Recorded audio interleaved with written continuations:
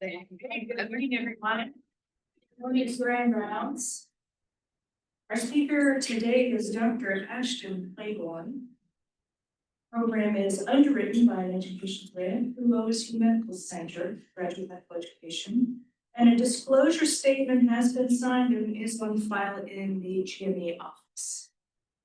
Dr. Ashton Clayborn serves as the Chief Medical Information Officer for the Choctaw Nation Health Services Authority, where she has helped lead the strategic planning, the implementation and optimization of the EPIC EHR over the last 2 years.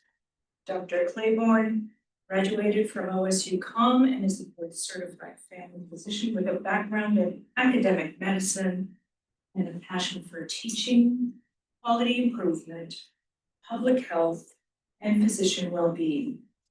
Previously, she served as a program director for the Choctaw Nation Family Medicine Residency, where she focused on fostering interprofessional collaboration and advancing physician development in rural and tribal communities.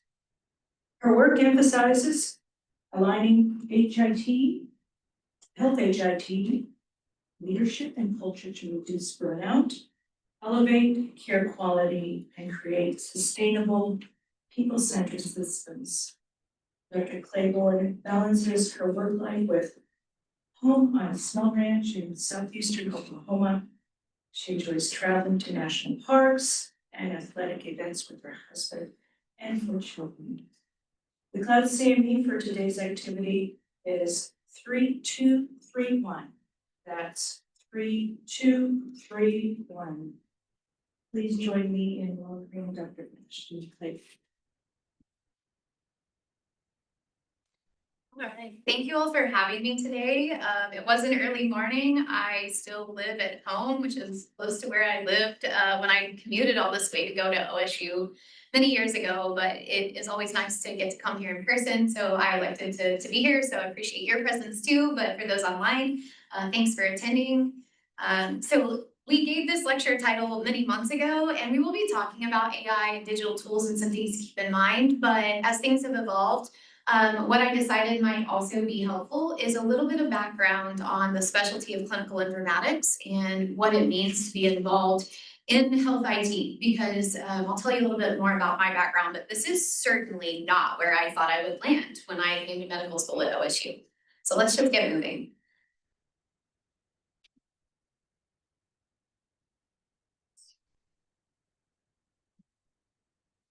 Okay, so the obvious thing that we have to say that I have no financial relationships to disclose, but a personal disclosure, because that's kind of where we're headed today.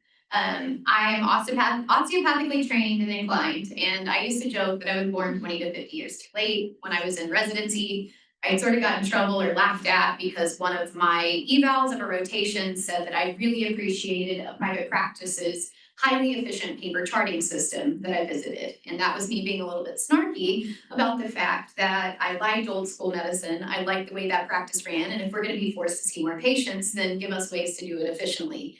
And now here I am giving a presentation on AI and health technology.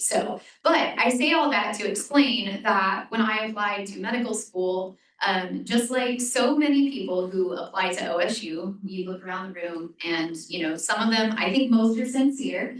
But you guys probably recall there were a few people in the room and they're like, there's no way that you want to do rural family medicine. Maybe you experienced that. And so many of those are genuine and true. Others are like, you read the mission and I think you came prepared for this interview.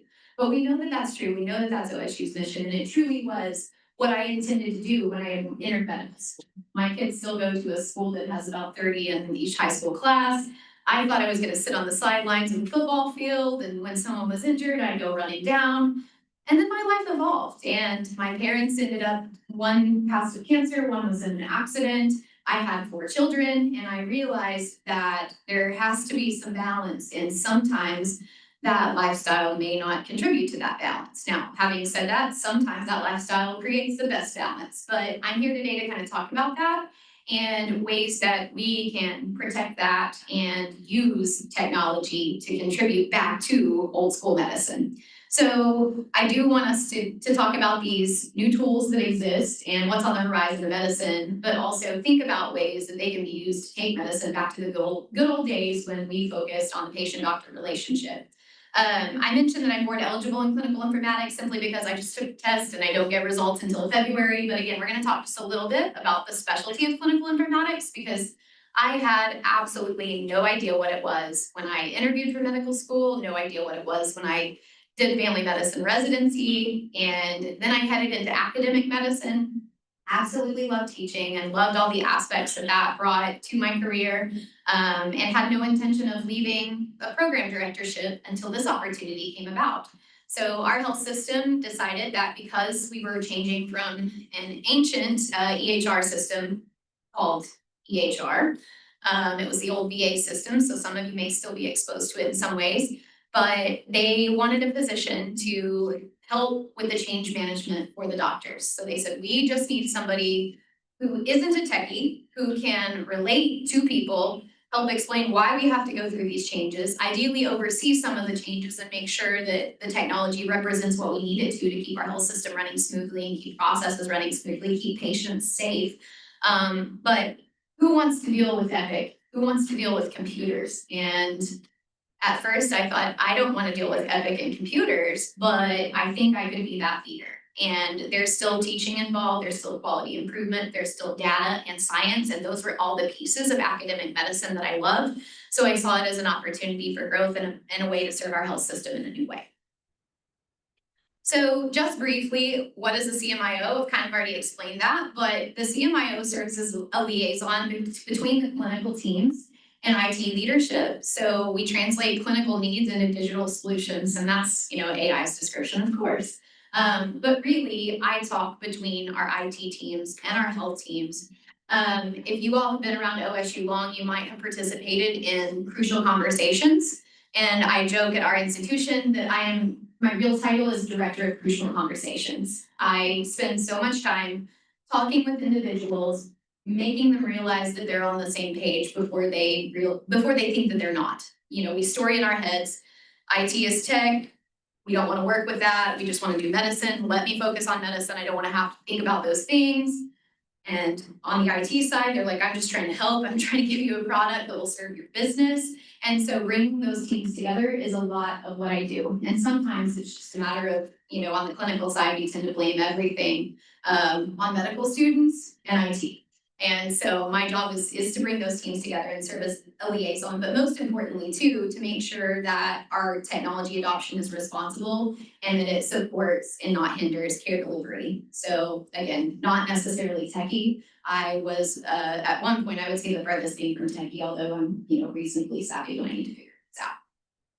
Clinical informatics. Now, clinical informatics is very broad. So we have our IT clinical informatics team who are people with health backgrounds who put our EHR together, built it, and continue to work on it. But from my perspective, clinical informatics is the bridge between medicine, technology, and data. And so we focus on the way we use technology to deliver care. Optimizing workflows just simply means looking at the way things are done truly in the healthcare setting and making sure that the technology just seamlessly supports that. It's not always seamless, we can acknowledge that, but we try to make it that way so that technology is felt less and the processes just move on, going back to that focus on patient-doctor relationship. One thing that I really like most and something that we're just getting into, we went live with Epic in April of 2025. So the part that I am just now getting back to and can't wait to dive into in the future, and something I'll kind of talk a little bit about today, is using the science of information and integrating it with the art of medicine to enhance quality, safety, efficiency, and physician well-being. So now we're finally able to use the data we have to do these things. And so when I was involved in academics, I was always involved with Dr. Alex in the CLARE program here. And sometimes it's one of those things, again, I wanted to serve as a bridge because I thought that quality improvement was something that sometimes is seen as just something we have to do to check a box for ACGME.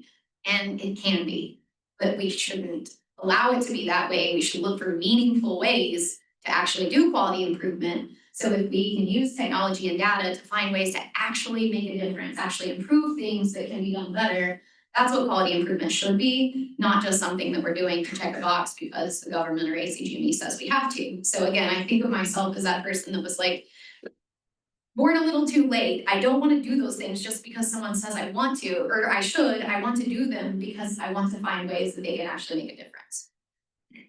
So that's the intro to clinical informatics.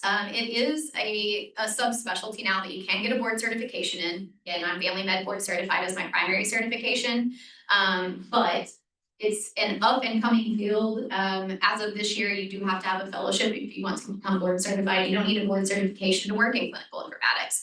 So as we move through today, we're going to talk a little bit more about AI landscape currently. We're going to talk a little bit more about the specialty and things that you can do, whether you are in an administrative role, a true clinical informatics role, or you're just a physician who sees the same things I see and wants to use tech to improve healthcare. We're going to talk just a little bit about spotting and mitigating bias in AI and machine learning, just because that's something that people, we spend a lot of time diving into research and looking at science and looking at the bias. Who funded that paper? Did Big Pharma fund that paper that now says we should use these drugs? In the same way, AI and machine learning now have bias involved because you're only as good as the data you put into something. So if the data is biased going in, our results can be biased coming out. And that's something that gets frequently overlooked as we further integrate AI into healthcare. We'll discuss a few practical strategies to cut out pajama time. So pajama time is defined as the time outside of the clinical time that you spend charting and doing all the things that you probably don't want to do and rather spend time seeing patients. Where we're headed and some of the tools in the future, just because we don't often get to sit around and talk about some exciting things to make our lives better. We do spend time diving into all the science and all the medicine. So I won't take up a lot of your time today, but it's kind of fun to see where we're headed and to see that medicine really could use these tools to allow us to focus back on the patients. And then just briefly talk about, the role of the CMIO and the informatics team in planning for safe implementations and what we can do to oversee that process. So why is this important? Why are we talking about this? I've already kind of mentioned so much of that, but it also aligns with national goals. So the Surgeon General's office, the National Academy of Medicine, the Office of the National Coordinator, just to name a few official bodies, all do have national goals that say that health IT can be used to promote healthcare and should be. So this isn't just something that's a pipe dream of mine that I say, hey, this is great for doctors, someone should spend money on it.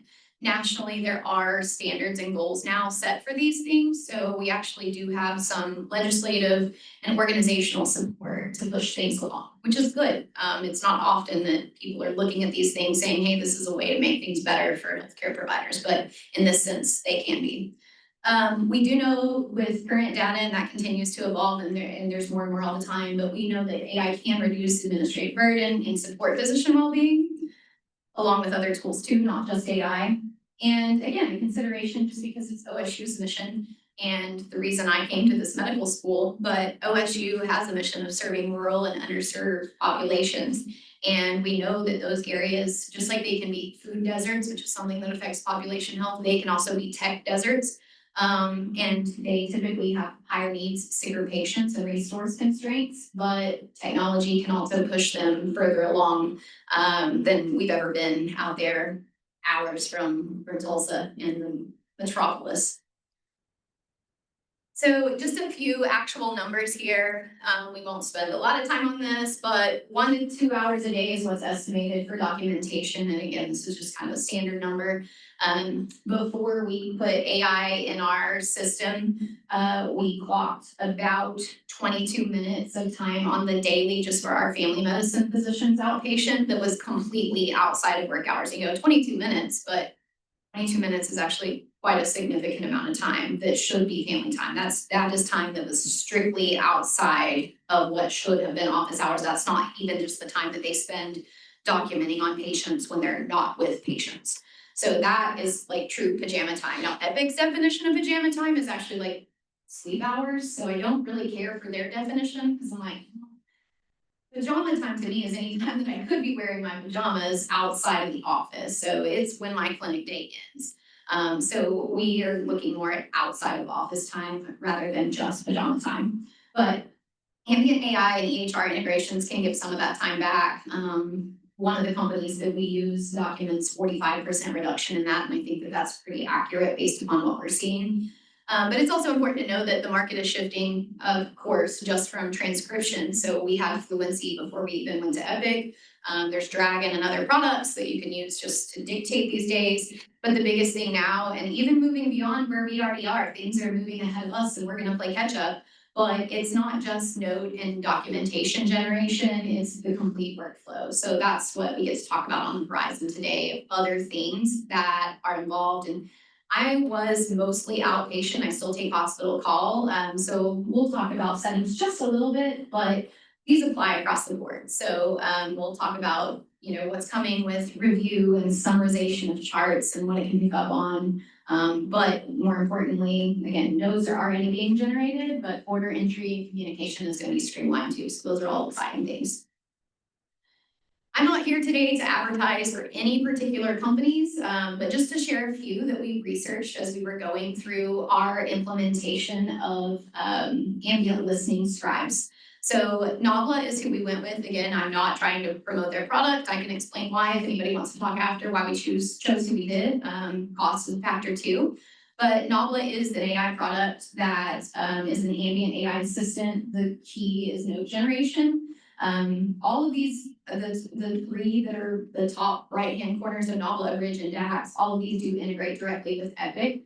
So of course we were looking at them among others. Navla, I have several slides, but I'll get through them quickly just to show you how it works, so you can see specifically how a system works. Again, I know you all are doing a lot of hospital medicine, or you wouldn't be here this morning. But I think it's just kind of neat to see and see what's out there because it can be integrated on the hospital side too. So Navla generates notes, but more technology is coming in the near future in terms of order entry and all those things. Bridge is a similar product. So it works on a mobile or on hyperdrive, which is just the Epic version of this on your computer screen when you're in the office or the hospital. It doesn't say it for Navla, but all of these work across specialties, ED and inpatient too. So DAX does similar. DAX is Microsoft or Dragon's product. And then there are others that I wanted to mention just simply because they can be cheaper and used independently too. So I wanted to mention them in case anybody in the room or online is headed to, private practice or somewhere smaller and may need to access to look at a product that can be used, kind of on their own, although most places still do have some rules and regulations about you using those. So be mindful of that.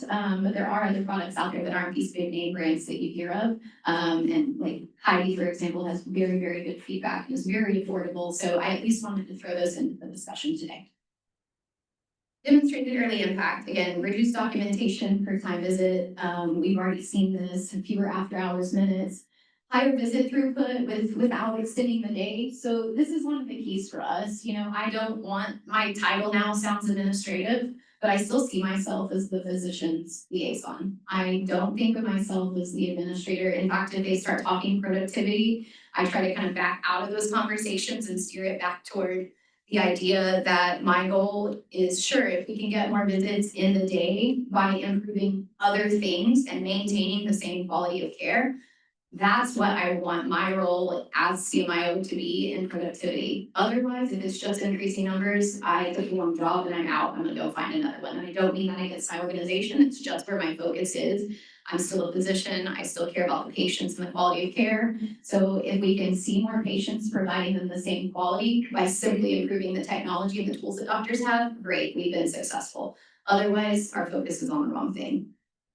Now, as you all know, I don't know if you've ever had AI or chat clean up your emails for you and make you sound more empathetic. The key here will be to see clinician reviewed. I don't ever want any of this to come across as if doctors should just start to rely on this for their communications, because it would be inappropriate and unsafe, and it's important that we don't do that. However, studies have shown already that we can make it appear, patients perceive us as being more empathetic sometimes if AI cleans that up. So there are already tools out there and available. And sometimes we don't have the time to make our response sound more empathetic. We want it to, but it just takes more time to put those fluffy words in there and make it sound warm and fuzzy for the patient. So AI can help us do that. And that's something, again, we don't do it to be fake. We do it because the patient perceives it as a part of that relationship. And if we had the time, we would do that on our own. The time is the constraint, and so technology can help us out with that. Improving node structure and consistency. Of course, again, some of this was AI helped generate, and so it puts administrative things in here like aiding downstream coding and quality measurement. But I left it simply because those are the things that we as physicians get pushed to do by administration, by health systems, by the government, that we don't want to do. And it's not that we don't want to, we want to focus on the patient care. So if AI can bring that piece in for us and allow us to focus back on the patients, then we should acknowledge that and take advantage of the technology. So those are some good things. These are the things that we need to call out. So anytime we talk about tech, there's always privacy and security concerns. We are dealing with patient information, so there's risk of exposure of protected health information. Just to give you a little bit of context and cultural context, I work for a tribal health system. We had a breach several years ago. Our health system, or our tribe, actually rewrote the tribal code. So now we have THI, tribal health information. I share that just because I learned so much about that in the past couple of years as we've done our projects and things, and learned that our law has to be just as strict, if not more so, than national law. However, with tribal sovereignty, just again, to give you all a little cultural context, because OSU has tied with tribal health systems, sometimes you're dealing with local or tribal law in addition to the other things that you need to look at on the national front. So, but again, back to the technology, of course, there are risk of breach during storage and transmission. So those are things that it falls more on the IT side, but that we have to consider. Accuracy and context limitations. So AI can hallucinate. It can be inaccurate, just like anything else. It can do the same in healthcare. So we have those risks, misinterpretations of terminology and accents. It's getting better all the time, but these are realities. Over reliance on technology. So that was a big fear of mine and continues to be. But in my previous role, and still sometimes now, I work with the residents in the residency clinic. And we have to find a balance of doing just what we're doing today and allowing them to use the technology, allowing them to learn from it. We should hold it from them. But also, if AI writes your notes, I mean, I have children in high school, if AI writes their essays from day one and they never learn to write, what did we do for them? Now, I would argue maybe we teach them to prompt and work on those things too and take advantage of the technology, but we do have to maintain that balance of not over relying on the technology, learning the skills, because just like anything else, how do you catch the errors in the technology if you never learned it yourself in the first place? So this is something we have to be very, very careful with as we adapt and adopt technology for medicine. Legal and ethical challenges. So I won't spend a lot of time today talking about patient consent issues, but we do have to think about that and make sure that that's addressed. So anytime you're bringing something into a health system or to your personal clinic, you need to make sure that you cover the bases with consent and the legalities of it. And then integrating the workflow. So for integration and workflow disruption, we just always want to make sure that this is something that seamlessly flows into what you're doing and isn't seen as a disruption. If you walk in and the technology is not working and you spend 5 minutes explaining to the patient what you're doing with the technology, did we really make things better? On the flip side, the benefits, we've already hit on many of these, but reduce, here I have the word mix from previous presentation, but reduce provider burnout, or physician burnout. Provider was for a mixed audience. But less time spent on manual charting can lead to improved work-life balance. I've heard the term work-life balance is now frowned upon, and that we should call it moral injury because it's done to us and not by us. But I still like to say work-life balance because that's exactly what I do. She mentioned my life outside of work, and it's still highly important to me to make work as productive and successful and as focused on patients as possible, so that home can be the same way. Improve documentation quality. So if the documentation is done by AI or assisted by technology, it can be more complete. Again, it's faster. So it doesn't mean it's better than us, and it doesn't mean that we shouldn't oversee it, but it's faster than us, so it can help with this part, and we can embrace that. Faster turnaround time, so ours is generated in about 30 to 60 seconds, which is awesome. We did have issues when I was program director. We had issues with notes falling behind, sometimes days. And I won't rat anybody out, but notes can fall behind. And so with AI, we see an improvement in that. And again, I'm not trying to talk about our residents. Some of them are probably online and they're doing a great job. But previously, that was an issue in our health system from residents to attendings alike. And so with these tools, we've seen a vast improvement in that. Enhanced patient provider engagement. So again, that's probably the most important here, allowing us to just focus on the medical care and on the patient. And then back to data capture, if we have more structured data, we can turn around and actually focus on some quality improvement areas. So we're going to talk just a little bit about population health at the end of this. So there are several slides here. These slides came from Novella, the company that we use for our AI. So I left this one in here just because it provides an overview of what their company does. This is just strictly for note generation for us. They wanted us to call out when we were presenting to our physicians that they're a healthcare AI company and that their team has clinicians, machine learning engineers, and a medical advisory board. So one of the things we spent a lot of time talking about was privacy and trust, and the fact that, we went into security and storage of data and a lot of things like that that we won't get into the weeds on today. But in any of these conversations, if you're the one at the helm making a decision on which company to use, those things can all be important. So with our system, we have the option to either access Novella on our phone through Haiku, or we can just access it directly from Hyperdrive, which is the computer in the room. And most of us go that route.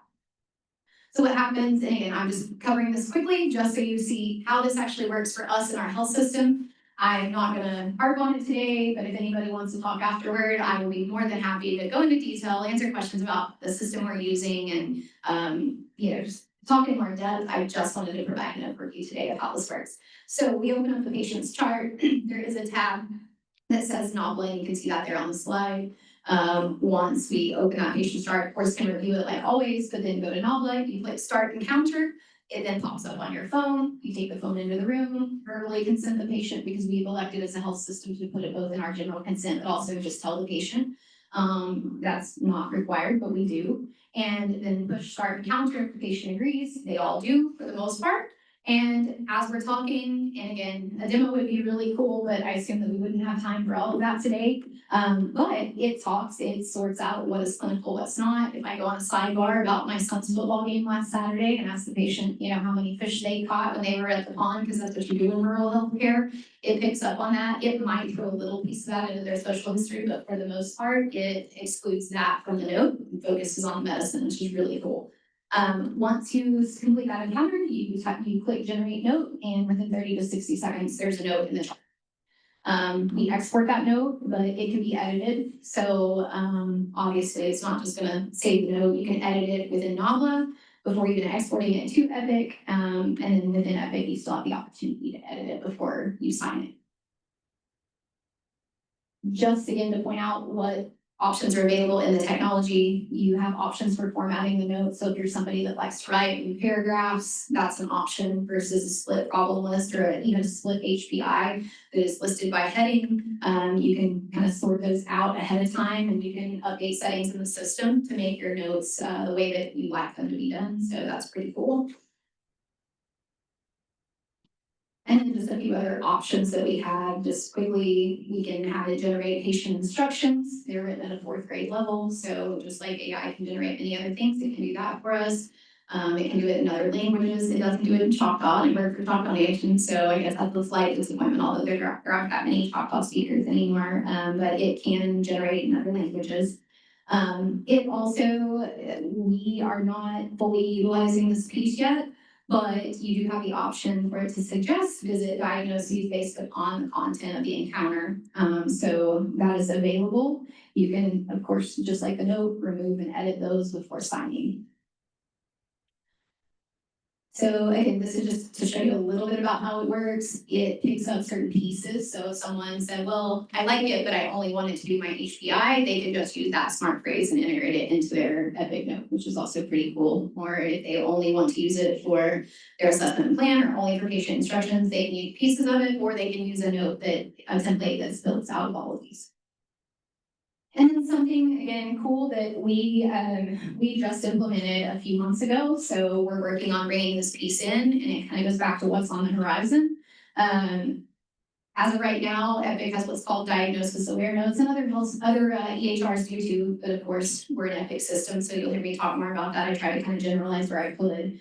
Our notes will integrate the problem list that we put in for the assessment plan, but also put that back into the problem list for that encounter. And so NAWA is, it's on the horizon for those things to flow back and forth. So currently, if I put it in the note, it goes in the problem list, but NAWA being able to do that for us is right on the horizon. So that's one of the pieces that we're excited to bring in. Same thing with the vitals. So right now, nurse puts in the vitals, those flow into the note, but in the near future, if the vitals are stated in the room, so even if the nurse goes in ahead of time and says, okay, blood pressure today was 110/76, then that would flow back into Epic without the nurse having to put that information in. This is just quickly our timeline, again, from another presentation, but I left it in here on purpose just so you all could see. We went live with Epic in April. We started implementing NAWA. We had decisions to make. We had to look at security, set it up on the technical side. So we really just went live a couple months ago, and we're actively collecting feedback now. So I don't have just a whole lot of data for you all on its actual results in our health system, but that was the point of today, just to let you all know kind of where we're at in our timeline and things. So what we'll continue to do with NAWA as we use it, but more importantly for the specialty of clinical informatics and what we can do as clinicians who are involved in the specialty and trying to bring these tools to other physicians and to our health systems, is make sure that we're measuring those things, so collecting baselines and looking at them. Again, if you're highly involved in patient care and that's your focus, then you're probably not going to want to be involved in collecting that data. That's why it's our job to do so. But if you have interest in this and interest in some administrative sides of the physician role, those are pieces that come into play in my job now. So we do have data in Epic, and we have data from NAWA as well. So we'll be using that and focusing on the things that have truly been shown to impact physician burnout. So one of the number one things that's actually been tied to physician burnout is same-day chart closure. And when we started talking about looking at that in our health system, our physicians are kind of offended because they're like, you're just trying to make sure I get my charge closed, make sure that you can bill for these visits. Well, yes, but we have spun that back around and explained that the reason for that is not for babysitting. It's not because we want the charts closed. The reason for ensuring same-day chart closure, of course, is safety, is billing, it's all the things.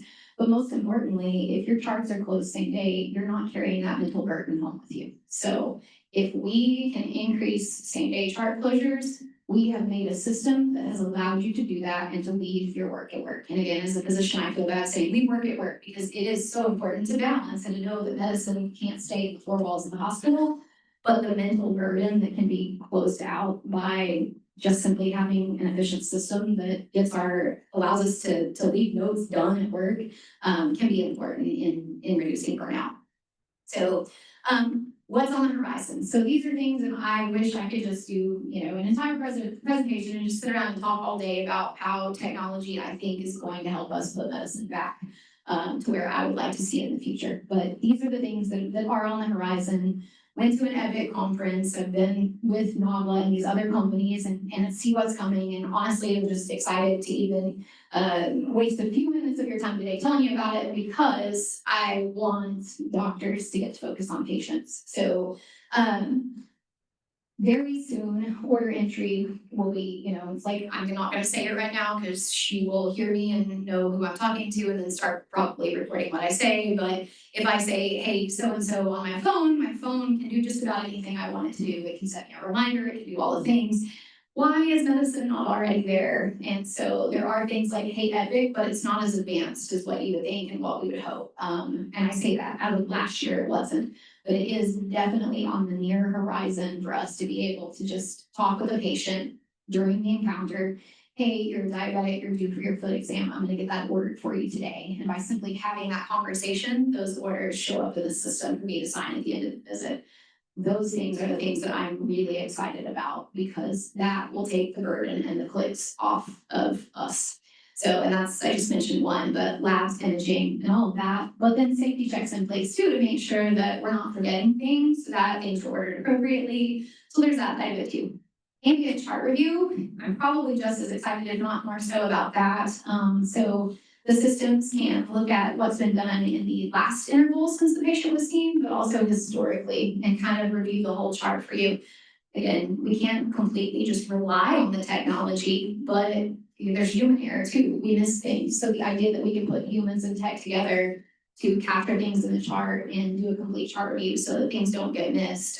Just to give you a couple examples, when we converted to our new system, we had patients with lung nodules that were documented in problem lists, but weren't necessarily listed in a screening reminder anywhere. So I had physicians contacting me saying, I need to follow this lung nodule, where do I put it? Well, we ended up putting it in lung cancer screening. That patient wasn't someone who would have otherwise been due for lung cancer screening, but because they had a nodule found, we're now following it for potential lung cancer. So that was an appropriate place to make sure it didn't fall through. But the providers simply didn't understand that. They just contacted us and said, this was in the problem list, and if I hadn't reviewed the chart, it would have fallen through the cracks. And that's true, but it still is our responsibility. And that's where technology can come in and also help us capture some of these things. You know, last year there was a lung nodule found on CT. That's a red flag finding. Have we followed up on it? So that's where some of the chart review can, and this talks about asking, but this can be done without asking verbally too. There are systems that can just kind of review and provide a summary. AI agents, so again, generating clinical summaries, viewing documentation. There are other things coming with inbox triage, so not just generating a patient response, but actually triaging that message, looking for red flags in the message, and then highlighting it or bringing it to the top of the in-basket for the nurse or the physician to see faster. Again, I mentioned I don't even like talking rev cycle, and just rather leave money aside and talk about medicine and science. But on the other hand, that's what keeps things moving. And when we get paid for what we do, we can provide more services back to the patient. So I always spin it back that way and say we can't help it, we do have to talk about those things. And AI and tech can really move things forward and again, shift our focus back to the medicine. And then clinical decision support, so guardrails, sometimes these are pop-ups, sometimes they're the things that drive physicians crazy. One of the key roles of clinical informatics is playing a role in the governance of pop-ups and determining which ones are appropriate, which ones are intrusive. And now we actually have reports and dashboards to look at these things and say, this one was clicked through this many times, nobody looked at it. Let's get rid of it, because it's going to make us less likely to look at this one, which actually did make a difference. So again, that's a role of clinical informatics, something I've never thought I'd be doing with my career. Okay, so shifting gears just a little bit, technology and population health. Again, I mentioned I like quality improvement, but I want to do it in a meaningful way. I tried to take Epic language out of here. These are tools in Epic, but other systems have synonymous or similar systems and tools. But just to show you a few things again, because you may not be headed toward clinical informatics, but you are a physician. We all do have the responsibility to improve patient care, to be trying to do things to improve health at the individual and population level for our patients. That's what we're called to do. So I just wanted to quickly cover some tools that exist in the systems and some ways that you can be mindful, because again, you probably are all going to have to do some quality improvement projects. Here's some examples of things that aren't necessarily techie tools, but exist in the system. And you could talk to your clinical informatics team or those representatives, I don't know what they're called in your system, about using some of these tools and setting things up so that you can keep your focus on the clinical side, but just knowing these tools exist can be helpful. So registries, again, that's Epic's word for this, but it can help identify and stratify patients by their chronic conditions. So we can pull and say, okay, I want to look at the population that has an A1C greater than this amount, but also has lipids or an LDL greater than this amount, or has a BMI greater than this amount. So you can kind of determine your population or your target group and stratify according to their risk for chronic conditions. Again, you wouldn't just do that willy-nilly. You're going to do that based on scientific evidence. But you may also tailor it. Again, we're a tribal health system, so we may not just use national data to say, okay, this group is at risk. We know in our population, this group is at risk, but also this is the group that does not have access to the care they need, and we may identify them in ways like that. So you can create registries in an electronic health record that will help pull that group out and allow you to seek them and offer those services. So of course, real-time dashboards around those chronic conditions, just there are a few mentioned here that exist, in the system, but they can be built around anything. And I already mentioned those. I didn't say overdue screening, so that's another one. If there is a group or a target condition that you want to screen for, and you just want to identify those, then that's another possibility in the system. Care gaps and quality measures, so they're similar, but these are just automated systems for things that are overdue for preventative care, screening labs, or just labs to trend or follow conditions in general. Epic used to call them best practice advisories, but there was some silly lawsuit about not being able to market as best, so they had to change the language. Now they're OPAs instead of BPAs, but that's just semantics. So, but pop-ups are things that can be used again to promote. They can get in the way, but they can also be used to improve care. So just knowing that the care gaps are things that exist to help point out things that are due, but also you can then tie them to reminders. You were probably well aware of that one. Population health campaigns, though, is something people are a little bit less familiar with. It ties back to the registry, so you can use a registry to identify those patient populations, but then tie that to what Epic calls a campaign project. I found it kind of unique and interesting that because Epic is a corporation and doesn't necessarily think like clinicians all the time. So when they took campaigns to our governance group or our people in our health system who would make those decisions, they took it to marketing, which is probably appropriate, but also just to our revenue cycle, or like our billing side of things. And we found out about it and said, well, wait a minute, this is clinical. We need clinical people on this team. So again, going back to what does clinical informatics do, we helped identify, hey, if you're gonna send out reminders of who's due for a cervical cancer screening, let's look at those clinical guidelines. Let's look at the factors that are going into who these get sent out to and make sure that they're appropriate. And then make sure that we have a follow-up plan on the clinical side. Because everybody does, we realize we're working on the same team. Everybody wants to identify those patients and help screen for and cure their cancer, but we have to have an operational plan. You don't just set out a campaign and say, hey, come and get this done. We have to have follow-ups in place. So that's where informatics comes back into.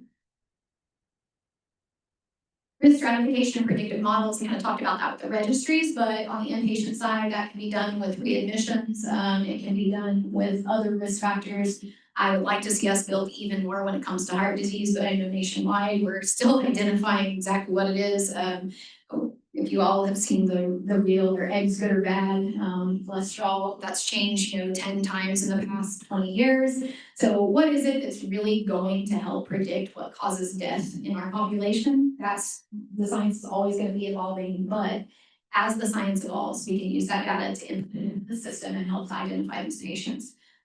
There are predictive models for no-shows. So if you want to do things like that and help determine which patients are not likely to show up for their next appointment, it can be used for those things and for social factors as well.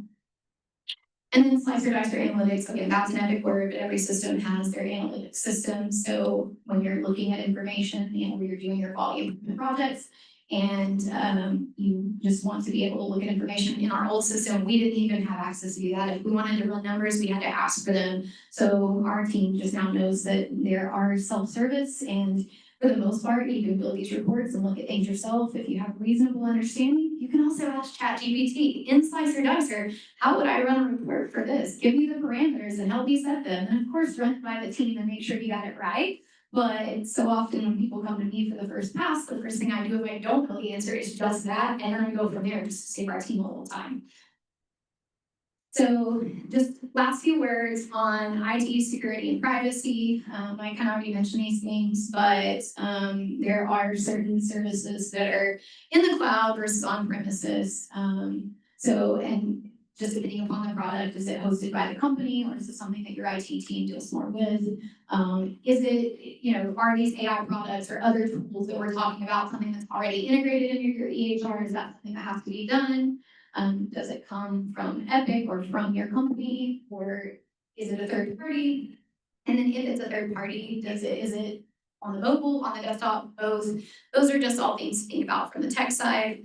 I threw these in here just because, again, I just took my clinical informatics words, and those words are things that are like, why does that even matter? I want to talk about, hypertension and what somebody can do to reduce the risk of heart disease. But on the other hand, I now have the same role that involves just even understanding what a business associate agreement is and why we would need one. So from the legal standpoint for you all, I think the only thing you might want to know about that is if you're working with a company, they have to have that agreement so that if you were using protected health information, then that also says, hey, we are working with you in order to provide care for the patient. So therefore, there is that agreement to serve the patients in that way. So that's a HIPAA thing.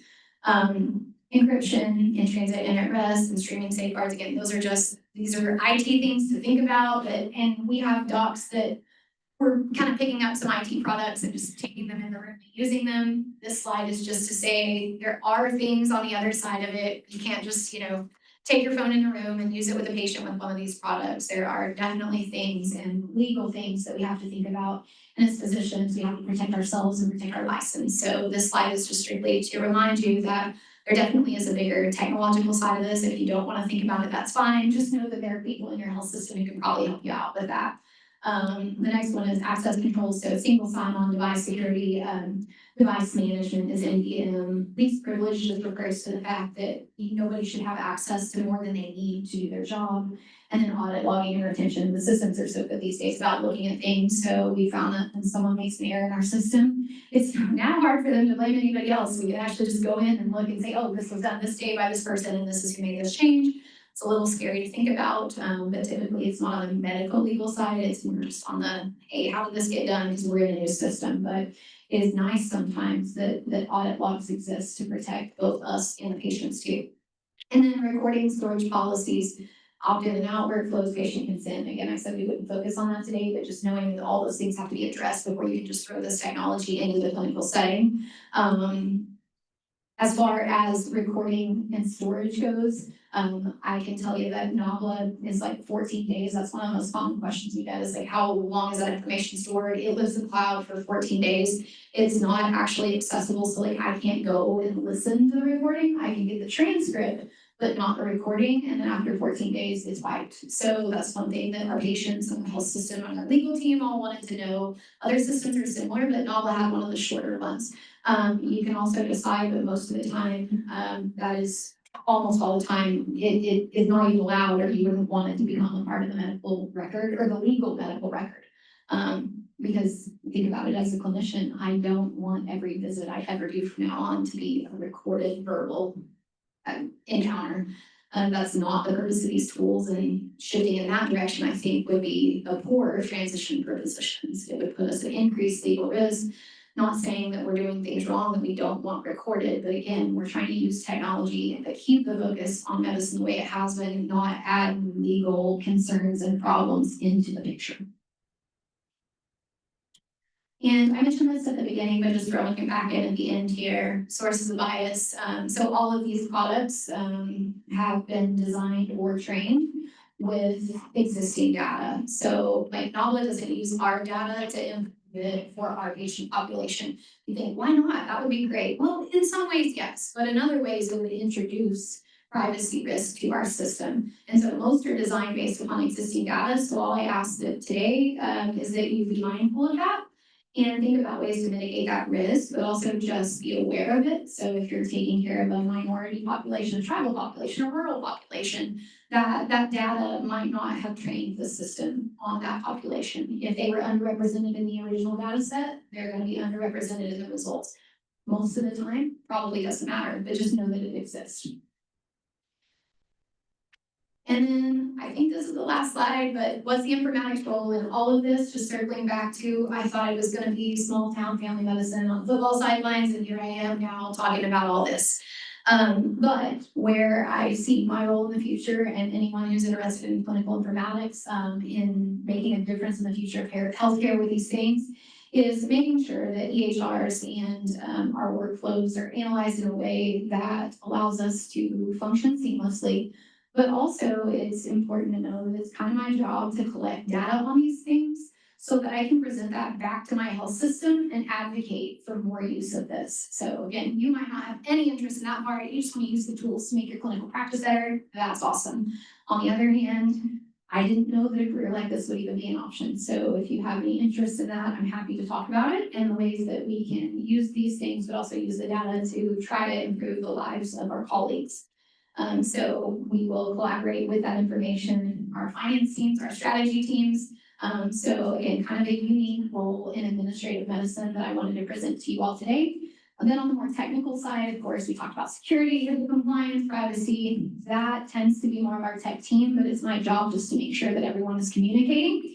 We oversee vendor selection, so that's a role that you all can play, even if you're not on the clinical informatics team. You may be asked to give input, please do so. I will say that over the past couple of years, it's very hard to take the time of docs, pull them away from their clinical duties and say, hey, I need your input on this, but actually it's so important. Again, I don't want to ask for more of your pajama time, but for you all to contribute to developing the tools for your system so that they represent your needs and not just IT or someone like me who's doing less clinical care these days speaking for you. So give the input as your health systems adopt technology to make sure that it represents the needs of the physicians and the patients.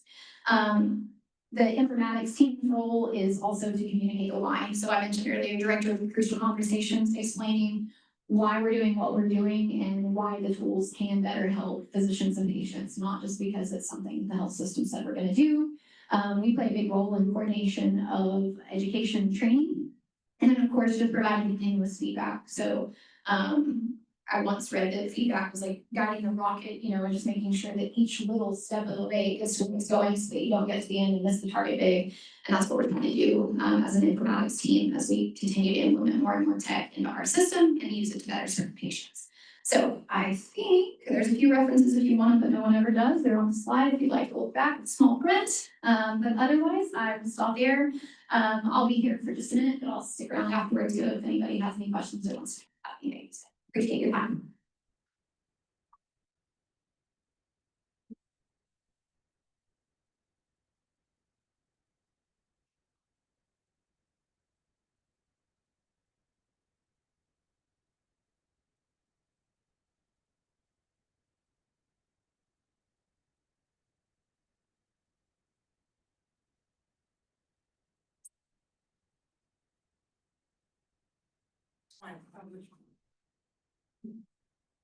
Does Epic have its own AI scoring?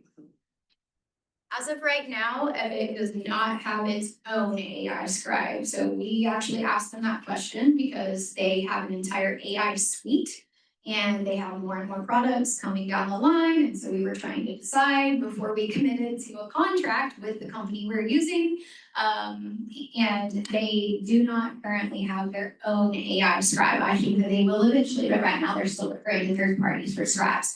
Many of the other tools I talked about, like the chart review tools, the triaging in-basket messages, those do exist in Epic and its AI suite. So if anybody wants more info on that, got it from Epic. We've been doing all that research at present, but the AI scribe specifically, they do not have the elements of third-party integration.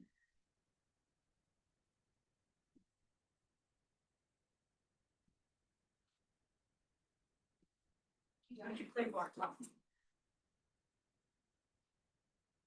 You are released. Have a great day. Thanks so much.